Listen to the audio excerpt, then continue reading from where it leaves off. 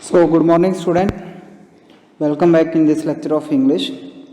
This is the second part of first chapter of Flamingo book, the last lesson. तो कल हमने यहाँ से छोड़ा था, वहीं से हम लोग जो है शुरू करते हैं लेसन.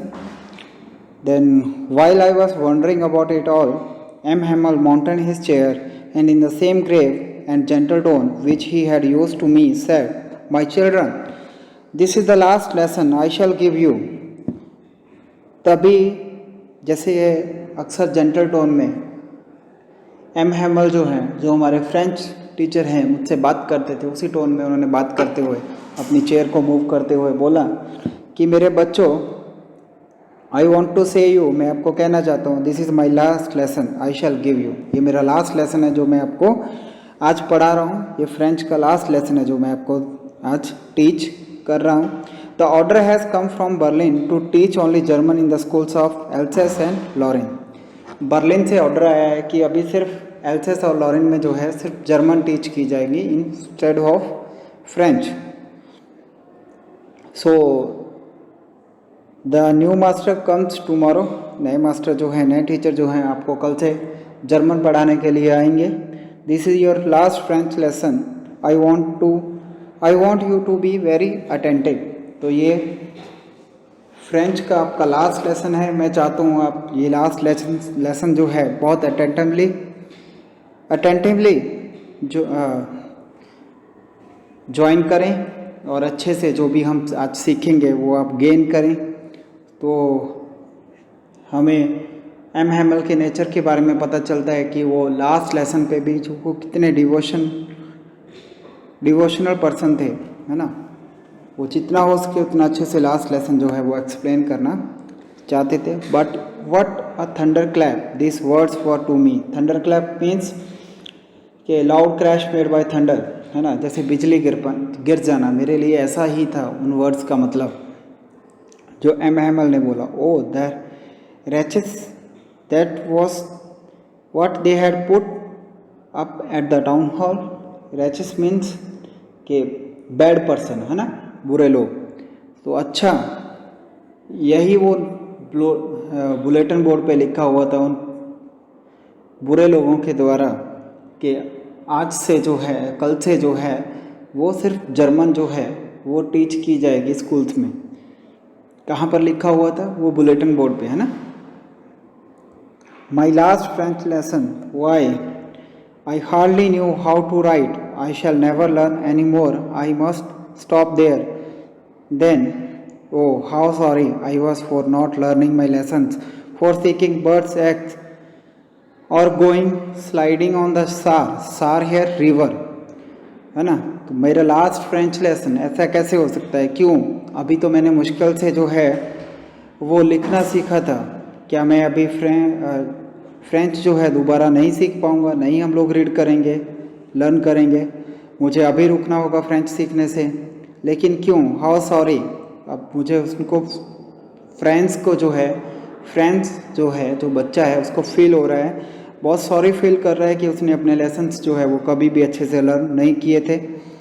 वो हमेशा वो बर्ड्स जो एग देते हैं ना, जैसे बच्चे अक्सर करते हैं, वहाँ पर उनके एग्स के पीछे वो उनको देखता रहता था, है ना. या तो वो स्लाइड करता रहता था, सार रिवर में खेलता रहता था. उन्होंने कभी स्कूल की तरफ ध्यान ही नहीं दिया था. My books that had seemed such a nuisance a while ago, so heavy to carry, my grammar and my history of the saints और old friends, now that I couldn't give up. ये मेरी किताबें जो अभी कुछ देर पहले मुझे burden लग रही थी, ये ग्रामर की बुक्स, ये हिस्ट्री की बुक, अभी मुझे अपने पुराने दोस्त जैसा फील हो रही हैं. क्यों? क्योंकि मैं कल से इनको नहीं पढ़ूंगा. कल से जर्मन वे ऑफ टीचिंग जो है हमारे स्कूल में इंट्रोड्यूस किया जाएगा. And M Hamel to the idea that he was going away, that I should never see him again, made me forget all about his ruler and how cranky he was. तो M Hamel, जिनको मैं शायद आज से पहले पसंद नहीं करता था, तो ये आइडिया कि वो आज के बाद कभी हमें फ्रेंच नहीं पढ़ाएंगे, कभी हमें स्कूल में दिखाई नहीं देंगे. तो क्रैंकी क्या होता है? कि स्लाइटली डीरेंज्ड, है ना, कुछ सनकी टाइप का आदमी, जो मुझे सनकी लगता था या हार्ड पर्सन लगता था, जिनका नेचर हार्ड था। एम हैमल, जो उनका रूलर था, होता था हमेशा उनके हाथ में, वो मुझे पसंद नहीं था। अब वो टीचर भी मुझे पसंद थे, क्योंकि वो आज के बाद कभी मुझे नहीं टीच करेंगे।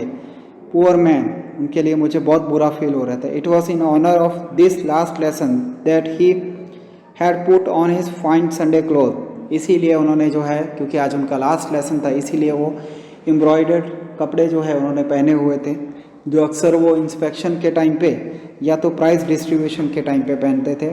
एंड नाउ आई अंडरस्टूड, और अभी मुझे समझ में आया, why the old man of the village were sitting there in the back of the room, कि क्यों वो ओल्ड मैन जो हैं, वो बूढ़े लोग जो हैं, वो हमारी क्लास में लास्ट के बेंचेस पे बैठे थे। It was because they were sorry to that they have not gone to school more. वो भी शायद सॉरी फील करने के लिए आए थे वहाँ पर, क्योंकि वो अपने टाइम पे स्कूल नहीं गए थे, और आज के बाद वो टीचर जो है उनके स्कूल में नहीं आएंगे, एम हैमल जो हैं।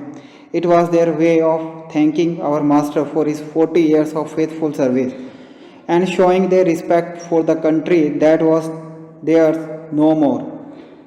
तो शायद ये उनका तरीका था, गांव वालों का ये तरीका था, विलेजर्स का, कि वो थैंक्स करने आए थे उस टीचर को, एम हैमल को, कि जो उनकी फेथफुल सर्विस थी 40 साल तक, है ना, और वो उस टीचर के लिए रिस्पेक्ट शो करने आए थे, उस कि उन्होंने कितने अच्छे से अपनी कंट्री के बच्चों को पढ़ाया, उस कंट्री के बच्चों को पढ़ाया जो कंट्री कल से उनकी नहीं थी, है ना, कल से वो जो है वो जगह छोड़कर चले जाएंगे। कौन? एम हैमल।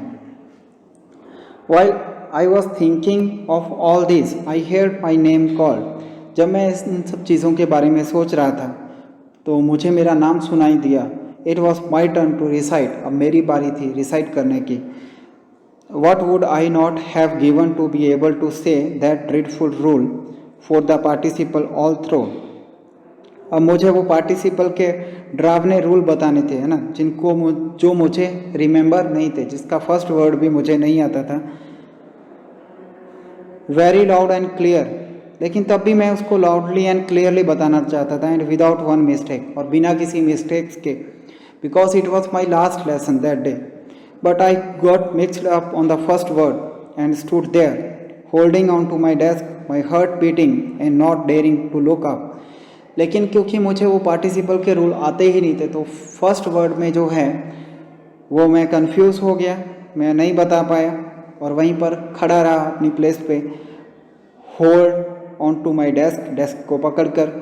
हार्ट बीट तेज़ हो रही थी, और मेरे में इतनी भी हिम्मत नहीं थी कि मैं सर उठाकर टीचर की तरफ जो है वो देख पाऊँ। आई हियर एम हैमल से टू मी, मैंने सुना एम हैमल को बोलते हुए, वो मुझसे बात कर रहे थे।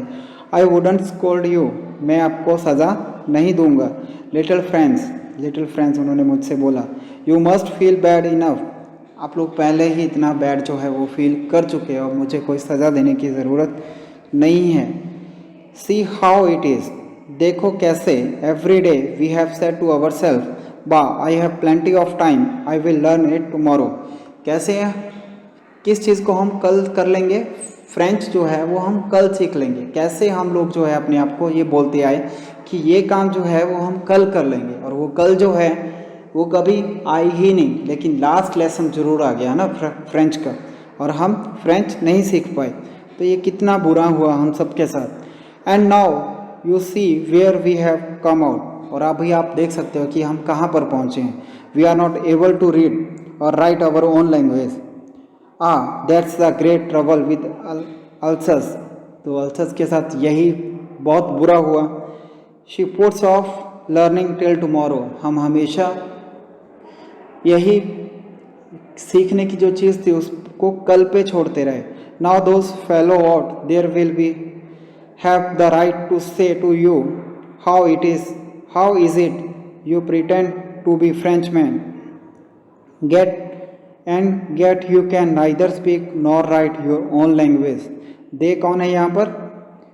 The people of Persia, Germany के लोग। और देखो वो जर्मनी के लोग जो है क्रोएशिया के लोग जो है वो तुम्हें कहेंगे कि तुम अपनी लैंग्वेज को सेव नहीं कर पाए, तुम ना तो फ्रेंच में लिख सकते हो, ना फ्रेंच को जो है वो रीड कर सकते हो, ना ही बोल सकते हो।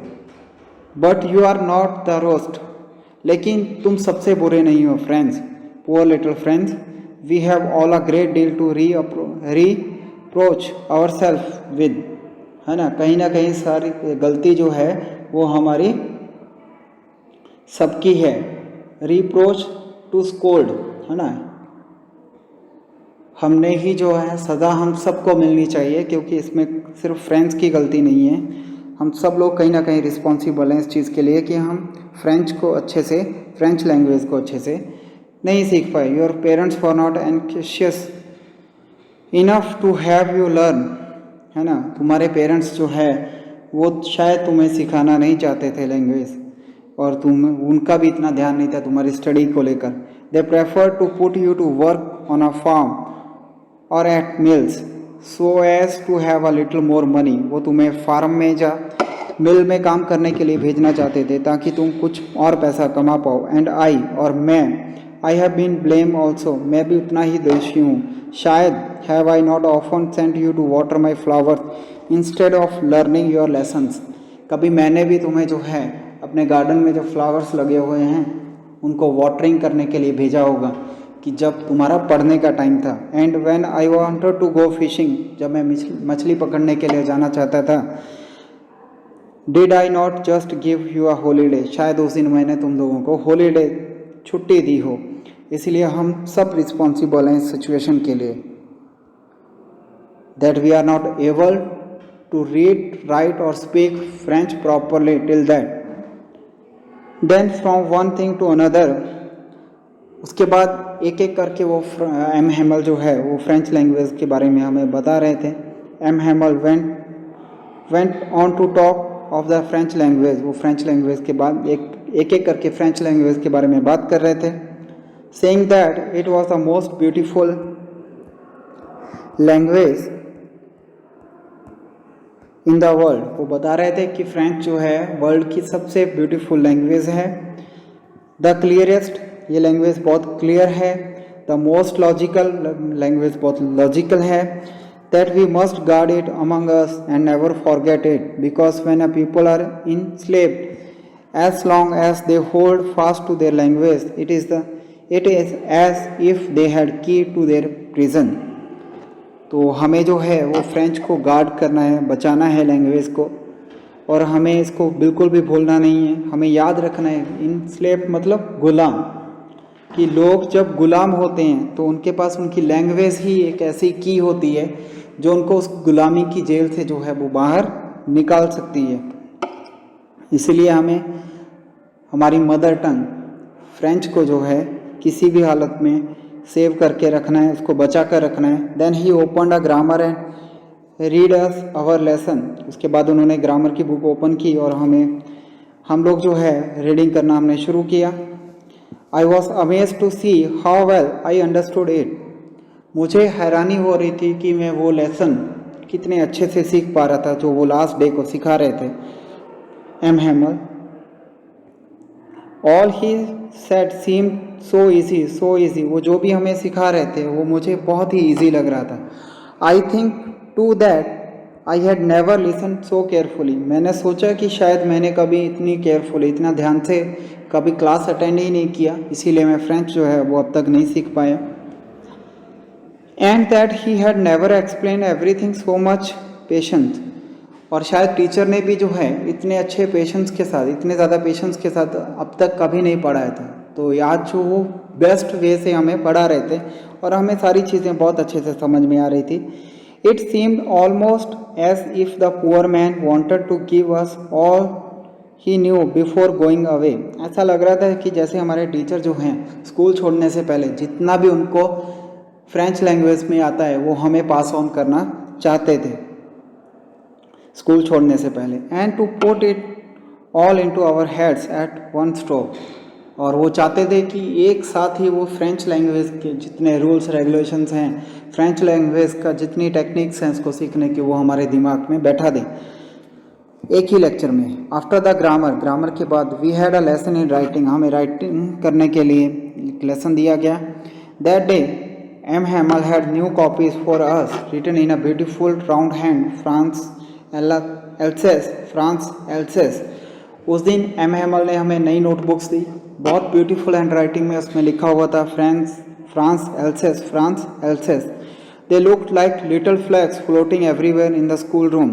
ऐसा लग रहा था कि जैसे वो नोटबुक्स नहीं हैं, वो क्या है, वो फ्रांस के फ्लैग्स हैं, झंडे हैं, जो रूम में चारों तरफ दिखाई हमें दे रहे थे। Hung from the rod at the top of our desk, ऐसा लग रहा था जैसे छत पे वो झंडे फ्लैग्स जो हैं वो टंगे हुए हों हमारे डेस्क के ऊपर। You ought to have seen how every one set to work, आप देख सकते थे कि सब लोग जो है वो अपना अपना काम जो है वो कितनी अटेंटिवली कर रहे थे। And how quiet it was, और शांत, क्लास में कितनी शांति थी। The only sound was scratching of the pens over the paper, सिर्फ एक चीज़ की ही आवाज़ हमें सुनाई दे रही थी, वो क्या था कि जो सब लोग जो है वो पेन के साथ वो पेपर पे लिख रहे थे। वंस सम बैटल्स फ्लू इन, बैटल्स क्या होता है, छोटे छोटे कीड़े, जब वो क्लास के अंदर आए, but nobody paid any attention to them, तो किसी ने भी उनकी तरफ अटेंशन, वो ध्यान ही नहीं दिया। नहीं तो क्या होता था, क्लास में सब लोग बाहर की तरफ ही देख रहे होते थे, है ना, एज यूजुअली। तो छोटी सी भी बाहर कोई चीज़ होती थी तो ऐसा वो सब लोग जो है वो डिस्ट्रैक्ट हो जाते थे। लेकिन आज वो कीड़े जो हैं, बैटल्स जो हैं, वो अंदर आए तब भी किसी ने उनकी तरफ ध्यान नहीं दिया, because every one was busy in his or her work. Not even the littlest one who worked right on tracing their fish hook as if that was French too. छोटे बच्चों ने भी उनकी तरफ ध्यान नहीं दिया क्योंकि वो फिश ड्रॉ कर रहे थे, ऐसा लग रहा था जैसे कोई फिश जो है वो फ्रांस, वो फिश नहीं, वो फ्रेंच है। On the roof the pigeons quite very low and I thought to myself, will they make them sing in German even the pigeons? छत पे जो है वो पिजन्स, कबूतर बैठे हुए थे और वो जो है वो बहुत धीमे आवाज़ में जो है आवाज़ कर रहे थे। मुझे लगा विल दे कौन, द पीपल ऑफ पर्शिया, है ना, क्या वो इन पिजन्स को भी जर्मन सिखाएंगे, क्या पिजन्स भी जो है वो जर्मन में सिंग करेंगे, गाएंगे। Whenever I looked up from my writing, I saw M. Hamel sitting motionless in his chair and gazing first at one thing. तो मैं तो अपना रिटर्न वर्क कर रहा था, लेकिन जब भी मैं एम हैमल की तरफ देख रहा होता था तो वो अपनी चेयर के पास खड़े थे और चारों तरफ क्लास में देख रहे थे। देन एट अनदर, कभी वो एक चीज़ को देखते थे, कभी दूसरी चीज़ को देखते थे। As if he wanted to fix in his mind just how everything look in that little school room, ऐसा लग रहा था कि जैसे वो पूरे स्कूल रूम को जो है अपने दिमाग के अंदर फिट करना चाहते हैं, फ्रेम करना चाहते हैं एक एक चीज़ को। Fancy for 40 years he had been there in the same place with his garden outside the window and his class in front of him, है ना। कितनी अच्छी बात है कि वो 40 साल से उसी एक जगह पर थे और कितना अच्छे से वो जो है वो हर रोज़ पढ़ाते थे, और लास्ट लेसन भी जो है उन्होंने उतने ही डिवोशन के साथ हमें दिया, और सामने ही उनका गार्डन था, है ना, with his garden outside the window, window के बाहर उनका गार्डन हम देख सकते थे। And his class in front of him, और उनकी क्लास जो है, मतलब जहाँ पर हम बैठे थे वो उनकी क्लास गार्डन के एकदम सामने थी। Just like that only the desk and benches had been worn smooth, कुछ नहीं बदला था पिछले 40 साल में, सिर्फ वो बेंच और डेस्क जो थे वो यूज़ हो के बहुत स्मूथ हो चुके थे, इतना ही फ़र्क पड़ा था। द वॉलनट ट्री, अखरोट के जो ट्रीज थे इन द गार्डन, जो गार्डन में थे, वो टॉलर, वो और बड़े हो गए थे। एंड द हुप वाइन मतलब एक, है ना, बेल जिसको बोलते हैं, little tree that he had planted himself twined about the window to the roof, जो उन्होंने प्लांट की थी, वो एक बेल जो है, पौधा जो है उन्होंने लगाया था है ना, वो इतना बड़ा हो गया था कि वो चारों तरफ विंडो के घूम चुका था। How it must have broken his heart to leave it all, poor man, to hear his sister moving about in the room above, packing their trunks, for they must leave the country next day. कितना बुरा हुआ कि उनका दिल कितना बुरी तरीके से टूटा होगा ये सुनकर कि कल से उनको जो है वो कंट्री छोड़कर चले जाना है। जब वो सोच रहे होंगे कि उनकी सिस्टर जो है का सामान पैक कर रही होंगी, है ना, 40 साल उन्होंने उसी जगह पर बिताए और अब एकदम अचानक से उनको जो है वो जगह छोड़कर हमेशा के लिए चले जाना है, तो ये कितना हर्ट ब्रोकिंग होगा उनके लिए। But he had the courage to hear every lesson to the last. लेकिन अभी भी एम हैमल जो है वो बहुत करेजियस पर्सन थे, दिल उनका बहुत बड़ा था और वो लास्ट लेसन में जो हमें टीच कर रहे थे वो भी बहुत अच्छे से पढ़ाना चाहते थे। After the writing we had a lesson in history. Writing के बाद हमें जो है हिस्ट्री का लेसन जो है वो रीड करना था।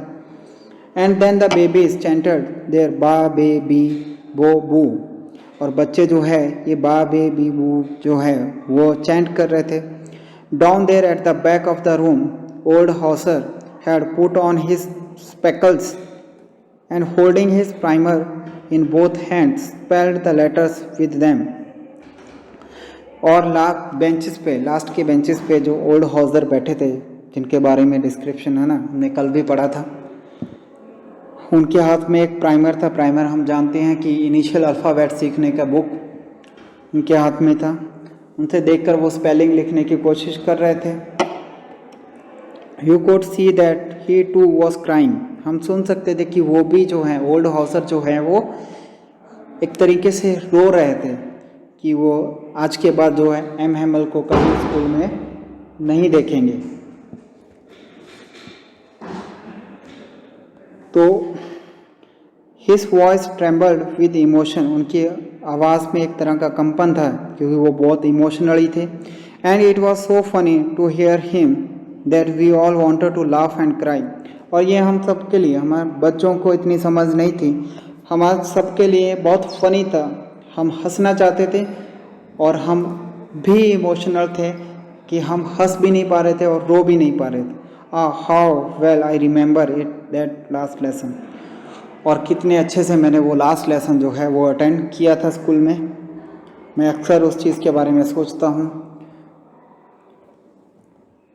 All at once the church clock struck 12। तभी चर्च का जो क्लॉक था उस पर टाइम कितना हुआ, 12 o'clock। देन द एंजल्स, तभी प्रेयर का टाइम हुआ। At the same moment the trumpets of the Prussian returning from drill sounded under our windows. तभी जब प्रेयर का टाइम था हम क्या सुन पा रहे थे, जो परोशिया के सोल्जर थे वो अपनी ड्रिल से, ट्रेनिंग से वापस आ रहे थे। M Hamel stood up. M Hamel खड़े हो गए, very pale in his chair. I never saw him look so tall. है ना, वो एक तरीके से मोशनलेस थे उस टाइम पे और वो मुझे बहुत टॉल दिखाई दिए। ऐसा मुझे आज तक फील नहीं हुआ था कि वो इतने लंबे हैं। माई फ्रेंड्स, तभी उन्होंने बोलना शुरू किया। And he said I but something choked him, he could not go on. लेकिन वो बहुत इमोशनल हो गए, वो बोल भी नहीं पाए, वो आई करके ही रुक गए, आके वो कुछ नहीं हमें बता पाए। Then he turn to the black board. तब उन्होंने ब्लैक बोर्ड की तरफ टर्न किया। टूक अ पीस ऑफ चॉक। एक चौक का पीस उन्होंने जो है अपने हाथ में पकड़ा। Bearing on with all his might he wrote as large as he could. तभी उसने उन्होंने जो है वो ब्लैक बोर्ड पे लिखना शुरू किया जितना बड़ा वो लिख सकते थे। वीव लॉ फ्रांस, मतलब फ्रांस जो है वो हमेशा अमर रहे।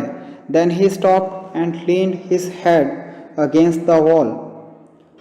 तभी वो रुक गया इतना ही लिख के, वीव लॉ फ्रांस, कि फ्रांस जो है वो हमेशा अमर रहे। उन्होंने अपना सर जो है वो झुकाया दीवार की तरफ। एंड विदाउट अ वर्ड, और वो कुछ भी नहीं बोले। He made a gesture to us with his hand, और सिर्फ उन्होंने हाथ से ही हमें इशारा किया। School is dismissed, you may go. और उन्होंने हमें क्या इशारा किया कि आज का स्कूल यहीं पर ख़त्म होता है, अभी आप लोग जो है वो यहाँ से जा सकते हो। So this was our last lesson जिसका हमारी पूरी लाइफ पे इम्पैक्ट रहा। तो ये चैप्टर हमें बताता है the importance of mother tongue in our life. So student, I hope कि आप लोगों ने ये चैप्टर जो है वो बहुत अच्छे से अंडरस्टैंड किया होगा। फिर भी आपको कहीं पर कोई डाउट है, then we can solve your doubts in live session. So okay, goodbye, take care, thank you.